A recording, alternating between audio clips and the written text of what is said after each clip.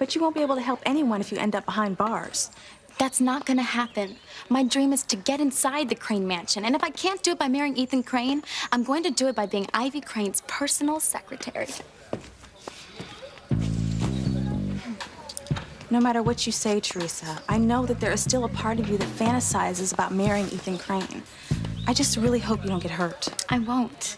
That's what you think. And there's one humongous problem that you haven't even dealt with yet. What's that? Ethan might not know your name, but he sure knows what you look like. You walk in that house, and it's all over. Not necessarily. Not if you help me. Oh, no. Not another one of your crazy plans. Ugh. What do you want me to do, Teresa? Oh, don't be so nervous, Whitney. It's nothing illegal. Well, gee, that's a relief. I'd do it myself, but it'll have a much better chance of working if you'll help me. Come on, Whitney. You're already on your way to achieving your dream.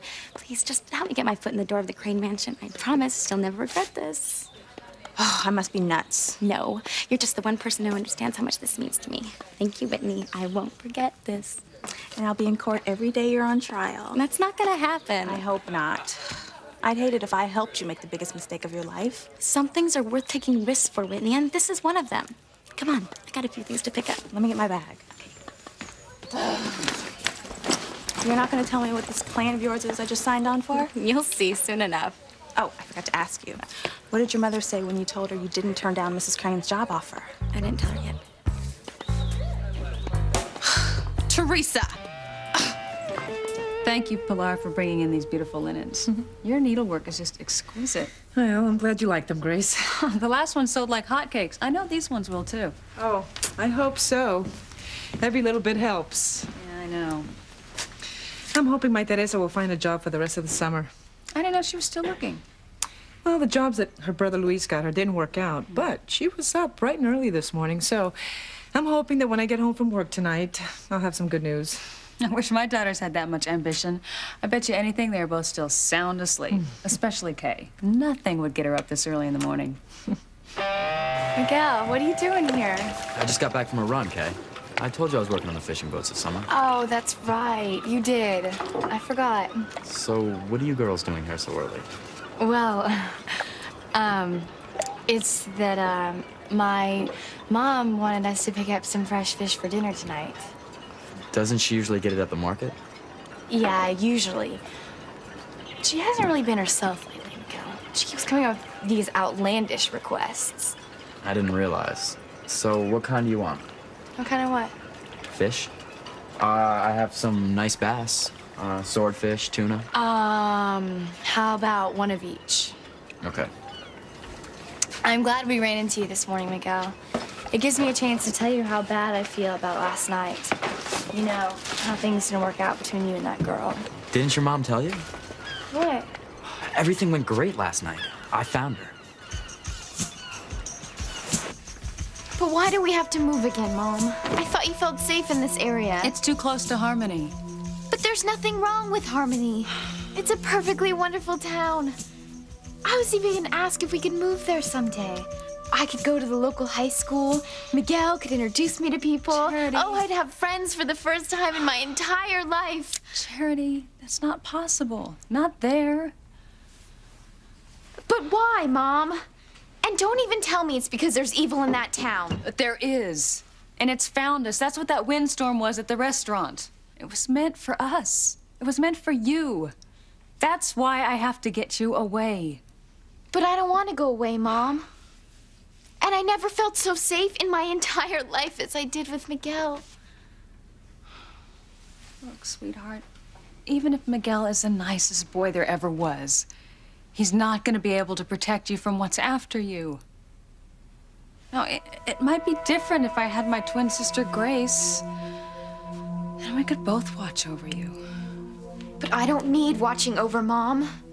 And maybe you believe all this mumbo-jumbo about there being evil and my having powers to do good, but I don't. And it's really not fair for you to let it ruin my life. Sweetie, that is not what I'm trying to do. Look, I can't blame you for not believing that you have these powers. Maybe it's time that I prove it to you. That was the best rooster sausage I've ever had. You don't know what you missed, Timmy. That's okay, Tabitha. Put down your Timmy. We have work to do. Timmy's not prying up any more planks from that pier, Tabitha. My, aren't we full of ourselves this morning? Never mind. We need to find Charity today. Go and fetch me the spirit board. When Timmy's done with his drink. Now, Timmy. Where's the cat? I've no idea where Fluffy is. You really have to get over your obsessive fear of her, Timmy. It's absurd. She's completely harmless. But Tabitha... Don't argue with me, Timmy. Go and get the spirit board.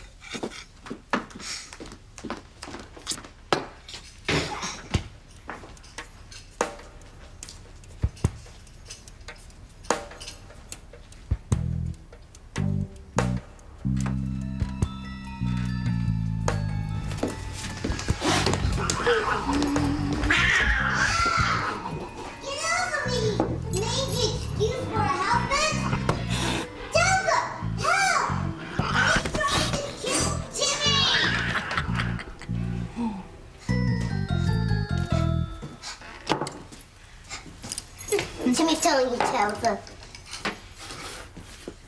Timmy's going to call the ASPCA. To tell them to put Fluffy asleep. Oh, on what grounds, Timmy? That she gets a little nervous because you're a doll that walks and talks? I don't think you have much of a case. Get over it. Have you no compassion for Timmy whatsoever, Tabitha? That you let that sadistic furball use Timmy as a scratching post when he's not even dry from last night's horrors? You don't like the way I do my business, Timmy? Timmy's just saying, it's different for you. You're human, you dry quick. Timmy is going to be wet all day.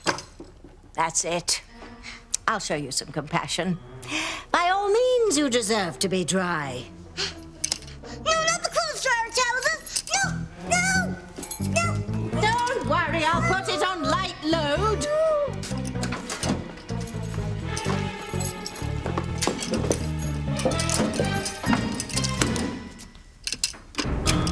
There. Finally some peace and quiet. Now, maybe I'll find the girl and finish what I started last night. To all of you out there, what Tabitha just did was very, very naughty. Do not try this at home. Charity, sit down.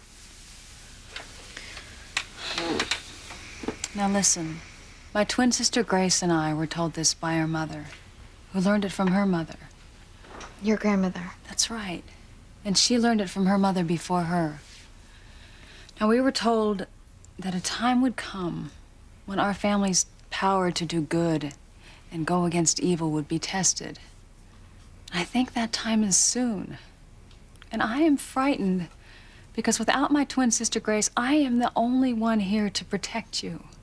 Mom, what our ancestors believed a long, long time ago doesn't hold now. You're wrong, Charity. Evil is still out there. It is always out there. It just has a different face. That is why you and I can only trust each other. But even if what you're saying's true, why would I be the target of all this evil, Mom? I told you, you are the one with powers strong enough to go up against them. Mom, I'm just a normal kid. I don't have any special powers. Come here. I'll show you.